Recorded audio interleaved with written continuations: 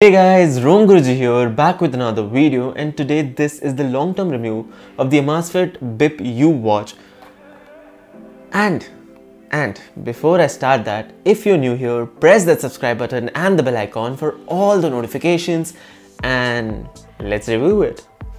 So talking with the Amazfit BIP U, it has a pretty decent display and build quality. It has great array of sensors on the back, and it's pretty easy to wear and even looks good on the hand. Now that we have that out of the way, let's talk about what the internal features of the watch are. But to do that, we have to go somewhere else. So let's go. So guys, let's talk about the features of the actual watch itself. But before we do that, if you can see here, it has a very thick bezel which you can't see once you switch on the screen because everything is black, but it actually has a pretty thick bezel and looks quite dated with it. But now that we have that out of the way, let's actually see the watch features, right?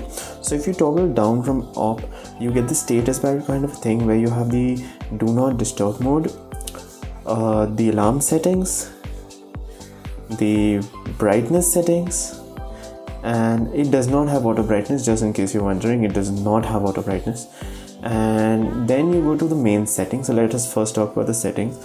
So we have the watch face settings where you can select different watches, and as you can see, it's pretty bright right now. So even in the video you can feel that it's getting pretty bright. So yeah, the watch is pretty bright, and as you can see, you have these different watch faces. The last two watch faces are taken from the store and cannot be customized. The inbuilt watch faces can be customized. So as you can see, you can change the calorie meter to the battery level, you can change the watch type, and once you press this button, you're done, right?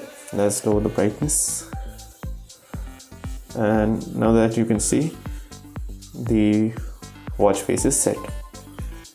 So that if you swipe from below, you get notifications, and when you swipe right, you get activity goal, heart rate, your SpO2 levels. SpO2 level measurement takes a lot of time, so once you click it, it will tell you to remain still, 3 to 1, and then it takes a lot of time, but it actually detects if you have the watch worn correctly or not. But right now I have my finger on the back, so as you can see, it takes a lot of time. I'm not going to do this right now, but the measurement is fairly accurate, to be honest, right? After that, you go here, and this is your stress level. So this can be enabled to be constantly checked, right? So it automatically keeps checking your stress level throughout the day. So I think that's very interesting, very cool, right? And then you have the PAI, you have the weather. So the weather is pretty in-depth in this watch. You get the UV, wind force, humidity, etc. And this can also be placed as a widget on your main watch face, and that's it. And then you go to the phone, music, then you go to workouts, the sleep, and your main watch face. The same can be done by going through left and swiping through all of the options. If you press this button, you go to the menu, and the menu has a lot of things. These four are your quick apps, right? You have the heart rate, workout, weather. When you go to the more, you have music, alarms, workout history, PAI, right? So it's pretty cool, interesting. Once you go to the settings, you can select which of these options do you actually want to see. So that's really good, really nice, right? And you can change a lot of stuff. You can also change the vibrations, what the long press of the button does, right? So pretty cool.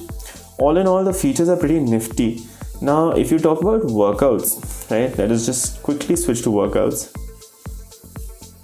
When you talk about workouts, if you click on walking, it'll tell you to open the app and enable GPS, because it actually does not have an inbuilt GPS chip. It takes the GPS from the watch.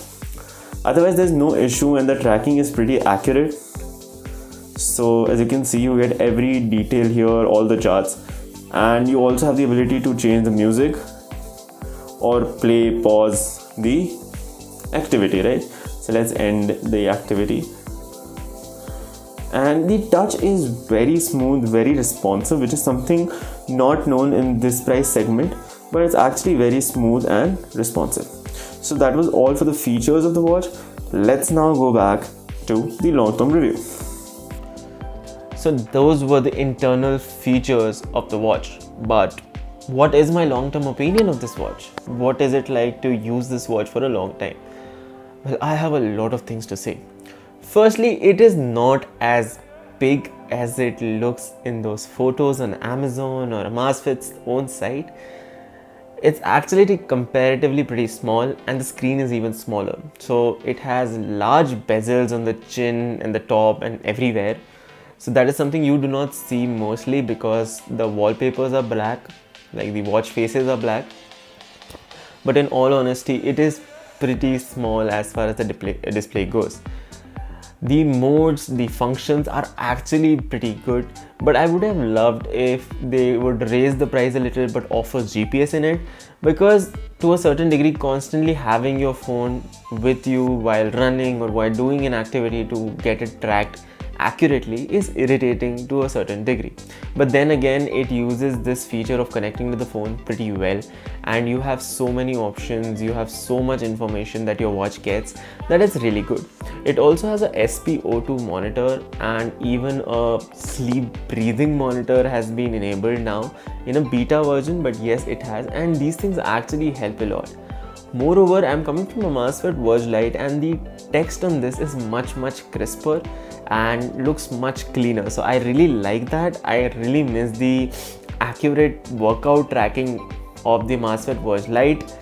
But then again, this one has something that is not very common with Watch Lite. It has beautiful watch faces, a lot of customization, and a lot of other features. Especially for women, it also has period tracking, which is, I think, an interesting additive.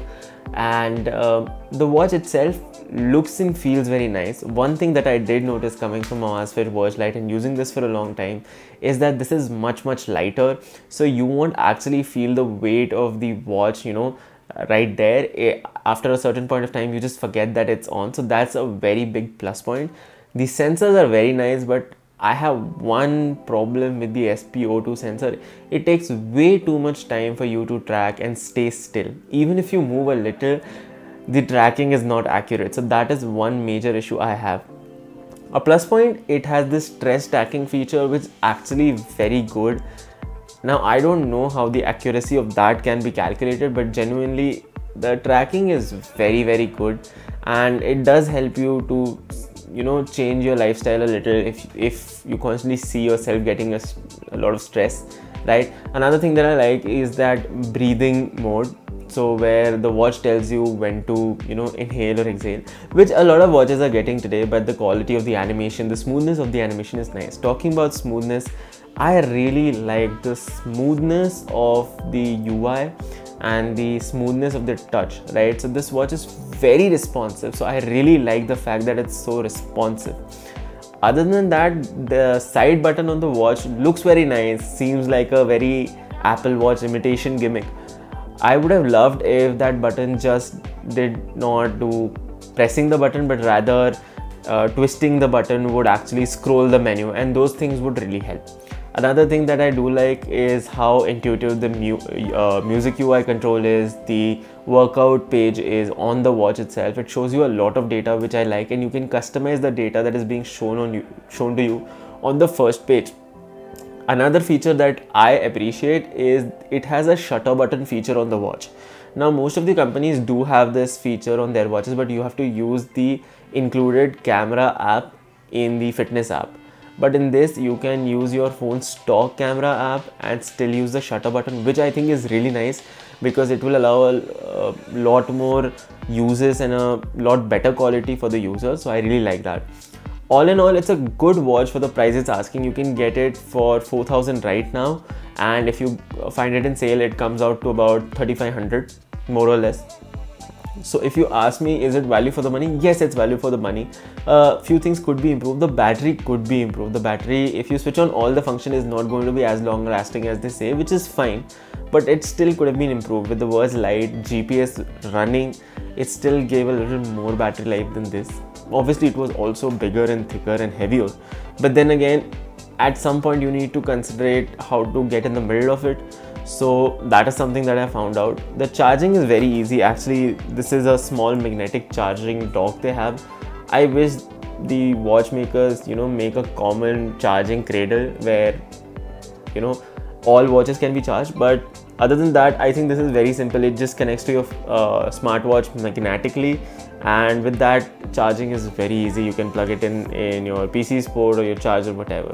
So all in all, a good thing. Let me tell you, charging does take time, and the belt is not exactly very sweat friendly, so you are going to have a bit of a problem there. That's also all for this video, guys. If you did like the video, please like, share and subscribe, and I'll see you in the next one.